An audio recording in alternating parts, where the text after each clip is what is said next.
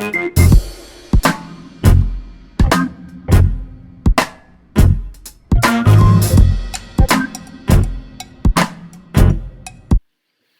everyone, welcome into the Blitz. I am your host, Michael Barnaud, and today's topic will be about Nick Saban and the Alabama Crimson Tide, why I think they're headed back to national prominence.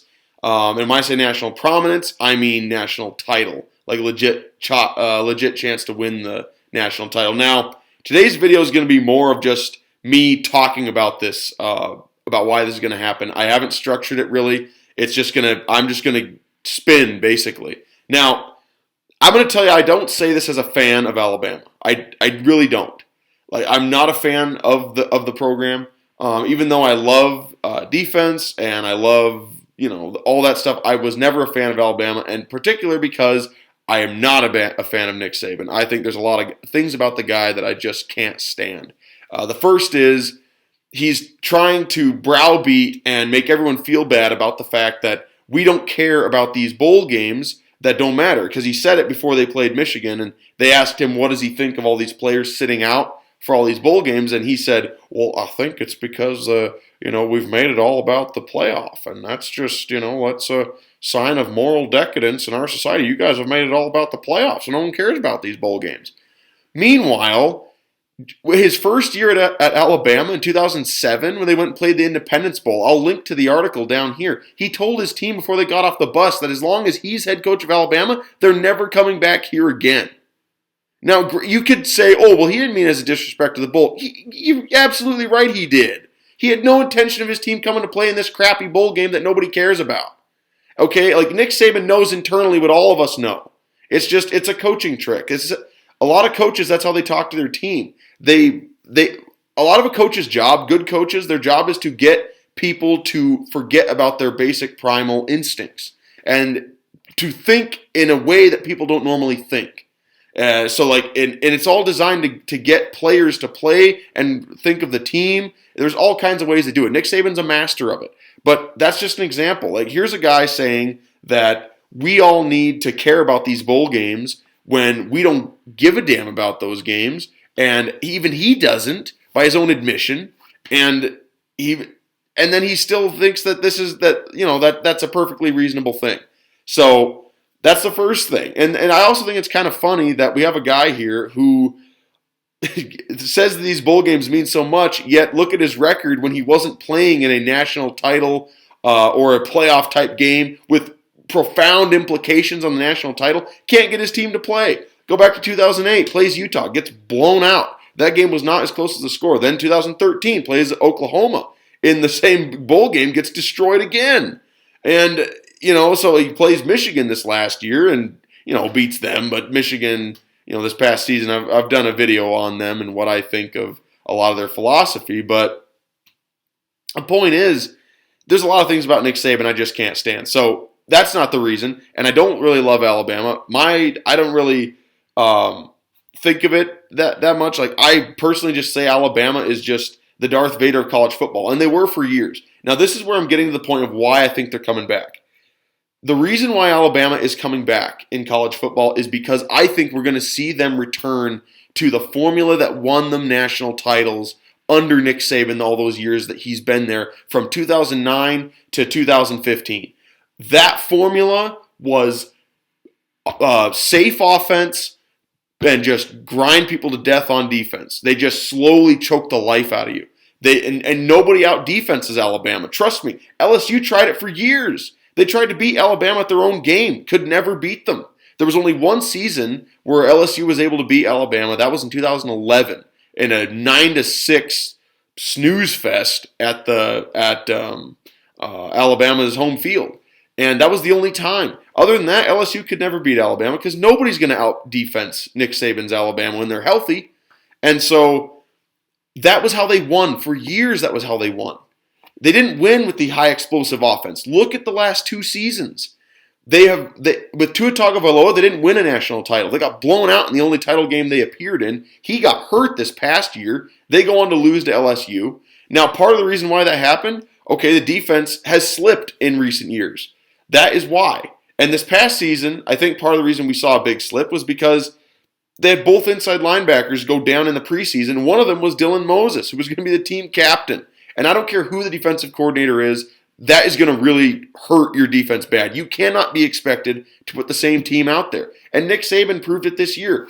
He's not God, okay? Like, Alabama's defense this year was, compared to his past defenses, abominably bad.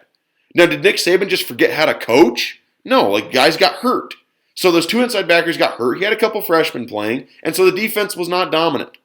All right, but it's important to note that the formula that Nick Saban and Alabama have used to win national titles is the one I think they're going to lean on this year with Mac Jones. The offense will not be as explosive, and that's probably a good thing because the focus, the onus, and the definition of that team, the character of that team will be defense first, run the ball, take opportunities where we can get them, and offense, just play safe, don't turn it over, and we're going to win. We're going to win every game. Because if they're going to be as stout against the run as they've been, because that was the other staple about Alabama, you could not run the ball on them.